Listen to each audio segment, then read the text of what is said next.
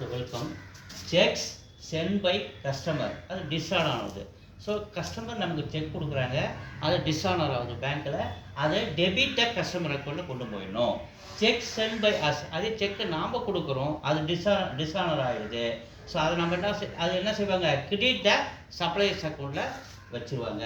So contra entries only இந்த 3 காலம் cash புக்கில் மட்டும்தான் ப்ரிப்பேர் பண்ண முடியும். ஸோ கான்ட்ரா என்ட்ரிஸ் ஒன்லி எப்போ வரும், 3 காலம் கேஷ் புக்கில் மட்டும்தான் அதை நம்ம ப்ரிப்பேர் பண்ணுவாங்க. 3 காலம் கேஷ் புக் அதில் வந்து கேஷ் அண்ட் பேங்க் காலத்தை மட்டும்தான் நம்ம பேலன்ஸ் பண்ணுவோம். டிஸ்கவுண்ட் காலத்தை நம்ம என்ன பண்ணுவோம், இல்லை டெபிட் சைடு உள்ள டிஸ்கவுண்ட் காலத்தை அப்படியே கூட்டியும், கிரெடிட் சைடில் உள்ள டெபிட் சைடு வந்து டிஸ்கவுண்ட் காலோட டிஸ்கவுண்ட் ரிசீவ்ட் இல்லையா. ஸோ அப்போ அதை அப்படியே டோட்டல் பண்ணி வச்சுருவோம். அதில் கேஷு பேங்க்கு மட்டும்தான் நம்ம 2 சைடும் பேலன்ஸ் பண்ணி மீதி எவ்வளோ இருக்குது அப்படின்னு நம்ம பார்ப்போம். So trade discount not recorded in cash book. Trade discount cash புக்கில் வராது. ஓகேவா? தேங்க்யூ.